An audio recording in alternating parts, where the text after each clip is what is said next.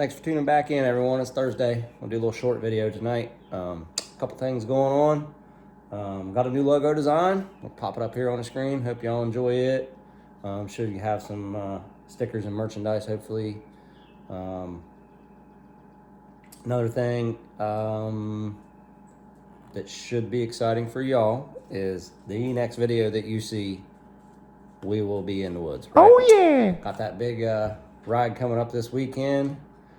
Big benefit ride. I'll put the information back up here again.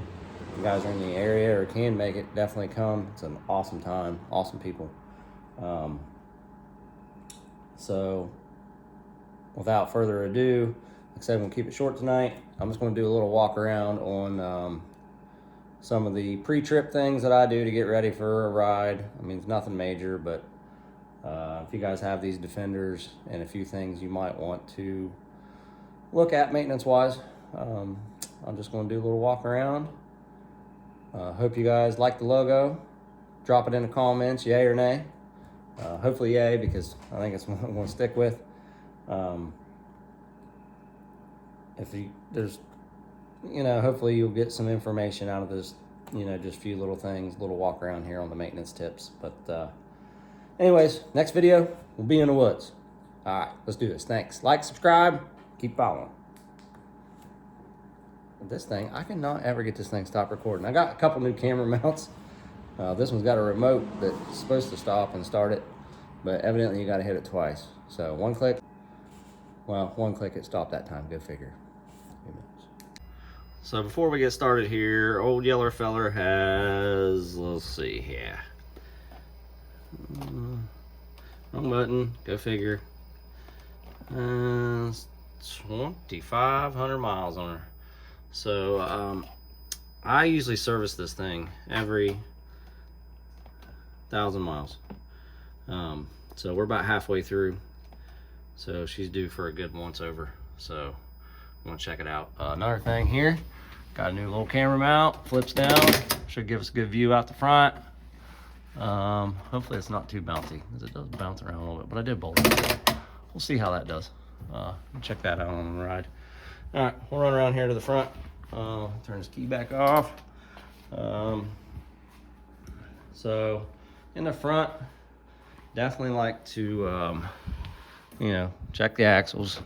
I'm pretty tight. I'll hit these Zerks. There's a Zerk here, there, two in the back on the A-arms. Keep them babies greased up. Keep from all that squeaking around. Keep the bushings good. Wheel bearing, usually I'll jack it up and tilt the tire top, put some pressure on the top and bottom, but I'm pretty sure they're good. But the brakes on this thing, if you get the squeaks, which these things right now, knock on wood, which I don't have no wood, I'll hit my head, I guess, but they're pretty good right now. But you take this caliper off, grease up them slides in there, and that'll take that squeaky brake away. That's what happens. You get so much mud and dirt, these ain't like your typical vehicle you ride down the road. You get a lot of mud, you get a lot of dirt, a lot of debris. And get in there in them slides, and then when you hit the brakes, they just want to squeak like crazy. But keep them greased up. Like I say, axle feels good. Hit them Zerks. Go around here to this side, same thing. Still got, hit the Zerks on the A-arms. We'll go to the back. Pop this bed up. Don't mind the dirt. It's clean, but I didn't hit her like I would. I'll pop where your air filter's at. I'll pop that baby loose. Take that air filter out of there and at least blow some air through it. I'll check it out. If it needs replaced, I will, but should be good. Normally I replace my air filter every other oil change. So probably at 3,000 miles, I'll go ahead and replace that air filter when I change the oil. But dipstick for the oils here. It says to undo it. Of course, wipe it off with clean rag, put it back in, and actually screw it down just where it's snug, and then pull it back out. I will tell you, the oil change kit comes with 2 quarts and a half quart, and you do not use all that half quart. I think I used maybe half of the half quart. I don't know. If I can find it, I'll show you where the level is in it, just to give you an idea. But don't dump all of the oil in from the oil change kit, because it will overfill it just a little bit. Check that out. Just kind of look over the engine compartment, make sure everything looks tight, everything looks good. Check coolants here, which shouldn't be low. However, mine may be, it's kind of hard to see, but mine may be just a hair, because I do have the Inferno heater, and those fittings on the hose clamps, they are known to leak, and I do notice mine drips every once in a while, so it might be a little low, but no big deal. I'll top it off. We'll also, on the rear, you got a Zerk down there on that A-arm, another one over there, and two on the top. And we'll hit them with some grease. Do the same thing on the brakes. If they're squeaky, grease them slides down.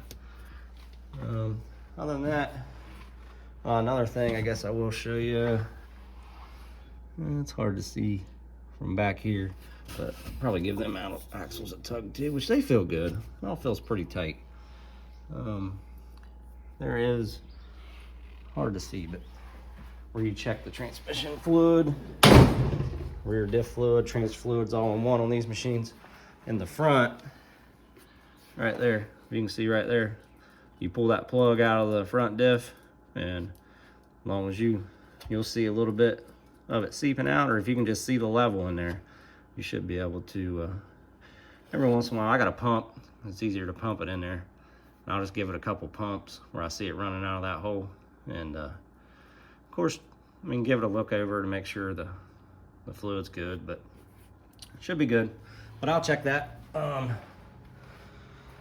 changed the fluid. Oh, look at there. There's old Ram. What's up, Ram?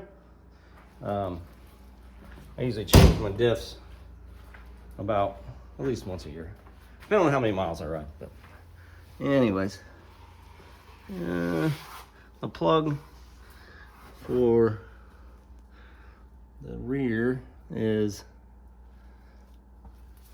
the drain plug is in the bottom. Okay, my bad. I forgot. I know, I'm supposed to know this stuff. Transmission, rear diff, transmission fluid does have a dipstick right here. Pull it out, of course wipe it off, check it. That's nice on these Defenders. Nice to have that without, most rear diffs you just have, just like the front, you got a plug in the top, you got to pull out and then just see if the fluid's seeping out. Whereas on the Defender it actually has a dipstick, which is cool. So anyways, sorry about that. Lube is right there beside the oil dipstick, tranny dipstick, super simple. Anyways, that's it. That's probably what we'll do, and then we'll rock it. All right, old Yeller feller, she'll be ready to rip. Yep, these things might be a little underpowered, might not be your X3s or your Razors, but you get these babies set up, and what's nice about it, I mean, maybe it is underpowered, but we're not breaking diffs, we're not snapping axles, and we're still just out cruising, having a good time. You know, we're there with the camera.